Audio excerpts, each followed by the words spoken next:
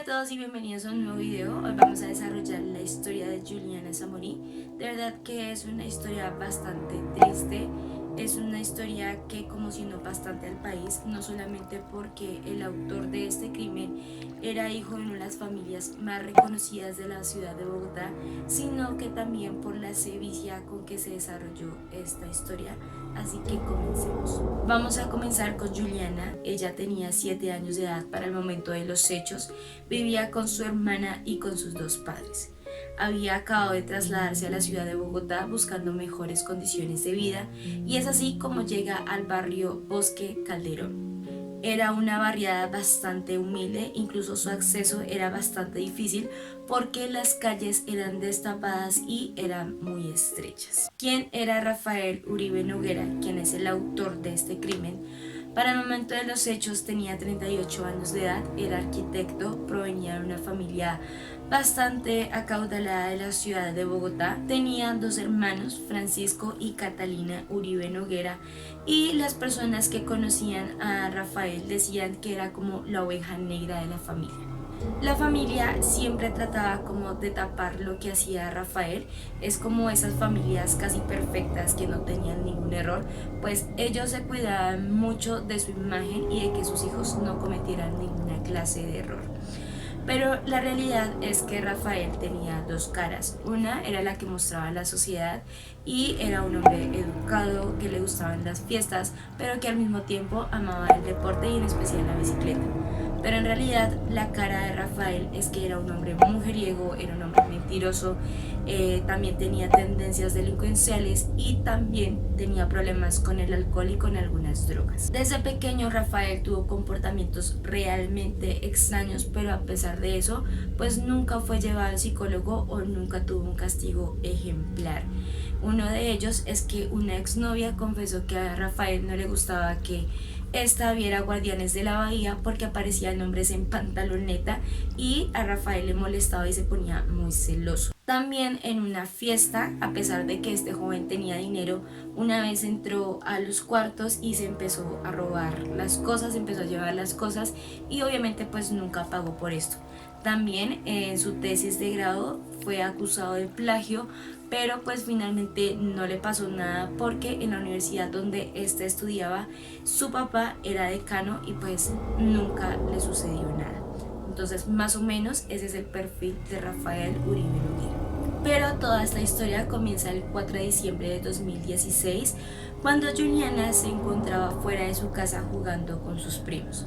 De repente llega un señor en una camioneta preguntando una dirección. Ese señor era Rafael Uribe Noguera. Le pregunta a los niños sobre la dirección. Los niños le dicen que no conocen, pero este señor insiste. Él tenía la dirección en un papel y es así como logra intercambiar algunas palabras con Juliana. Y el momento en que se le presenta la oportunidad, la coge del brazo y la introduce en la camioneta. La idea principal de Rafael era huir por la parte alta del barrio, pero afortunadamente no se percató que días anteriores la lluvia había provocado un derrumbe y pues no podía pasar por ese lado, lo que obligó a que Rafael se volviera por la misma calle donde había raptado a Juliana, y es ahí donde las cámaras del barrio logran captar todas las características de la camioneta. Los niños después de esto empezaron a gritar desesperadamente que se habían llevado a su prima, que por favor los auxiliaran. Llamaron inmediatamente a los padres de Juliana y también estos le dieron aviso a las autoridades.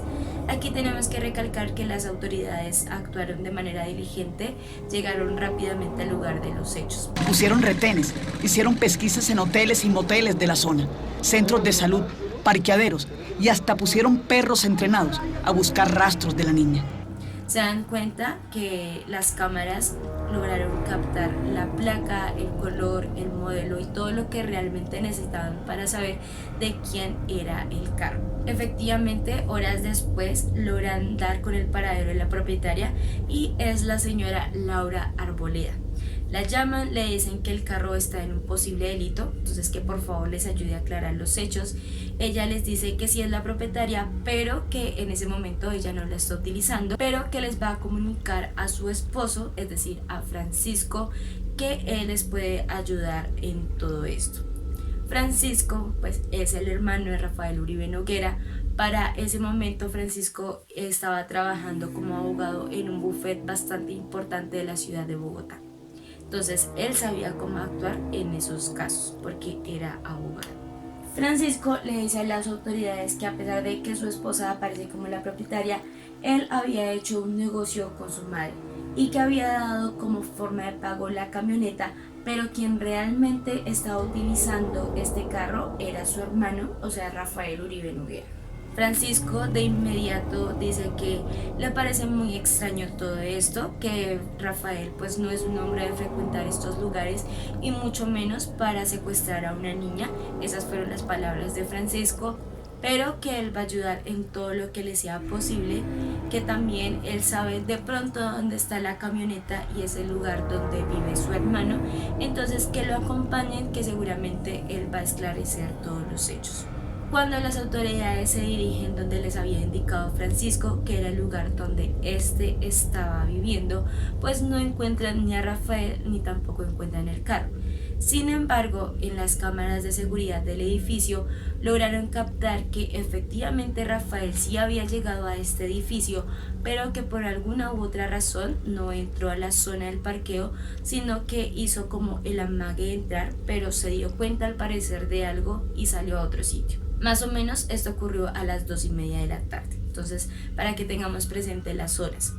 Paralela a esto, a las 3 más o menos de la tarde, testigos después dijeron que vieron a Catalina en otro edificio. Este edificio es el EQ66. Catalina estaba peleando con el portero porque no la dejaba entrar al apartamento. Este apartamento pues también era de la propiedad de esta familia, pero estaba vacío y estaba en proceso de ser arrendado. Sin embargo, pues varias personas vieron a Catalina que estaba peleando con el portero y pues era algo como no muy usual. Las autoridades obviamente todavía no conocían esa información de que Catalina estaba peleando con el portero, sino que lo conocieron después. Además de que también las personas aseguraron que vieron salir a Catalina aproximadamente a las 3:40 de la tarde. En ese lapso de tiempo la policía trataba de comunicarse con Francisco, pero Francisco no contestaba, se desapareció por completo en ese momento. También aproximadamente a las 5 de la tarde del mismo día, personas aseguraron que vieron a Rafael bañado, perfumado y con gafas de sol. Él pide un domicilio, a donde siempre los pedía ahí en el barrio, y pide, entre lo que solicita, pide un frasco de aceite. Mientras estaba sucediendo todo eso, las autoridades seguían buscando otras pistas, pero realmente pues no sabían dónde estaba Francisco, dónde estaba Catalina. Hasta que de repente reciben una llamada y es de Francisco. Este les dice que ya está con su hermano, que está con Rafael, que están en un taxi, pero que había sucedido una desgracia. En la misma llamada, Francisco dice que su hermano había matado a Juliana y que el cuerpo se encontraba detrás del jacuzzi, pero que en ese momento iban camino a una clínica donde atienden a personas con alguna discapacidad mental, porque supuestamente su hermano tenía una sobredosis. No a una clínica normal, sino que a una clínica donde las personas tenían alguna discapacidad mental. Las autoridades se dirigen rápidamente al edificio EQ66, que está ubicado en una buena zona de la ciudad de Bogotá, y lo primero que ven cuando entran al penthouse es muchas colillas de cigarrillo. También encuentran un aceite vegetal y también muchos tarros de limpieza. Sobre la cocina había un morral y unos metros adelante estaba un frasco de aceite.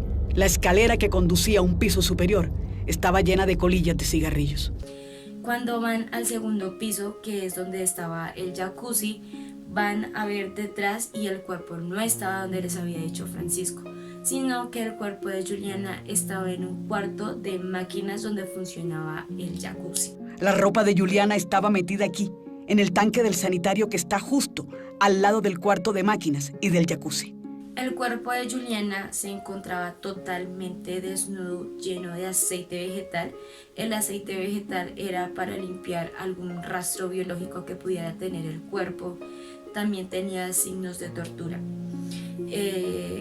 en la parte como de su pecho tenía su ropa interior y con la cinta roja que había comprado horas antes había hecho un moño, como si fuera un objeto, como si fuera un regalo para él. O sea, esto es de locos. En la autopsia se determinó que Juliana tenía signos de tortura, que fue violada antes de ser asesinada y también tenía algunas mordeduras en su cuerpo. Y Juliana finalmente murió por estrangulación y por asfixia. El 5 de diciembre, es decir, un día después de la muerte de Juliana, las autoridades a través de los medios nacionales informan que efectivamente habían encontrado el cuerpo de Juliana. El padre de inmediato pide justicia para su hija y la madre tuvo que ser remitida a un centro de salud porque se encontraba en estado de gestación, tenía 20 semanas de embarazo. Ese mismo día las personas realmente estaban indignadas por lo que había sucedido y tenían temor que esto se quedara impune porque estábamos hablando de una familia bastante poderosa. Entonces lo que hacen es salir a las calles y al frente del edificio ponen pancartas, ponen velas pidiendo justicia por Juliana. Finalmente el 6 de diciembre se le da orden de captura a Rafael y los cargos que se le imputaron fue de feminicidio agravado, secuestro simple, acceso carnal violento y tortura. La policía seguía haciendo sus investigaciones, pero tenía como una cierta sospecha de que los hermanos habían intervenido como de alguna u otra manera. Recuerden que les dije que Francisco no contestaba en un lapso de tiempo, pues ese lapso de tiempo fue aproximadamente de 3 horas en que las autoridades no sabían qué sucedía con Francisco y con sus 2 hermanos. La autopsia determinó que Juliana murió 6 horas después de que fue secuestrada, es decir, que murió aproximadamente a las 3 de la tarde. Entonces aquí se abre un pliego de preguntas si es que realmente Francisco quiso ayudar a las autoridades o tenía otros intereses. Recordemos que él era abogado y sabía cómo actuar en estos casos. Según el fallo del tribunal, se trata de un informe realizado por una agencia estadounidense que logró recuperar las conversaciones que presuntamente habrían borrado los hermanos Catalina y Francisco Uribe Noguera. También les pareció muy sospechoso por qué Catalina tenía que estar peleando en el edificio EQ66 si este apartamento estaba vacío. ¿Por qué tenían que llevar a Rafael a una clínica especial si era una persona realmente normal? Y esta tesis se le cayó porque pues en todo el día Rafael actuó con mucho cuidado, es decir, él no entró al lugar donde estaba viviendo porque sabía que había cámaras de seguridad. Se dirigió al EQ66 y este no entró por una parte normal, sino que entró por un lado donde no había cámaras de seguridad. También cuando iba a subir a su penthouse, este no subió por el ascensor porque también se dio cuenta que había una cámara de seguridad, sino que este la llevó por las escaleras. Entonces, esta teoría se les cayó por completo de que Rafael pudiera tener algún problema mental. También está la incógnita de en dónde realmente murió Juliana, si fue en el primero o en el segundo piso, y por qué estaba con aceite vegetal, quién manipuló el cuerpo. Inclusive también hay algunas autoridades judiciales involucradas en este caso, pero todavía pues no se sabe a ciencia cierta. Se dieron cuenta también las autoridades que Rafael no era la primera vez que visitaba el barrio, sino que habían surgido otras 2 veces más. La primera le había ofrecido a la niña 5,000 pesos para que se subiera a la camioneta y la segunda vez también la trató de secuestrar, pero estaba con 2 primos y estos impidieron que se la llevaran. Otro hecho extraño es que el portero del edificio, que era una persona clave en este caso, murió en situaciones bastante raras, bastante extraordinarias. Y es que las autoridades dicen que esto fue un suicidio, pero realmente los familiares no creen esta teoría. Finalmente Rafael está en la cárcel de Valledupar pagando 58 años de prisión. Esta es una de las cárceles más custodiadas de Colombia porque albergan asesinos bastante peligrosos. También, inclusive, este es uno de los presos más custodiados. Le revisan qué tiene que comer porque hay muchas personas que le quieren hacer daño a este señor. Al parecer solamente ha recibido 2 visitas en todo este tiempo, que han sido únicamente de su madre. Para la familia de Juliana Zamboni, pues obviamente no fue fácil asimilar todo este proceso. Su padre ha tenido bastante dificultad para encontrar trabajo, para que lo contraten, porque las personas de la zona creen que este fue indemnizado económicamente, pero todavía pues no ha recibido ninguna indemnización.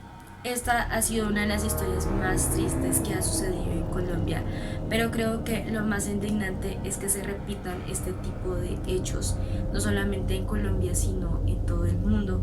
Y solamente puedo decir que hay gente realmente enferma. Ya saben que si quieren conocer alguna otra historia me la pueden comentar en la parte de abajo.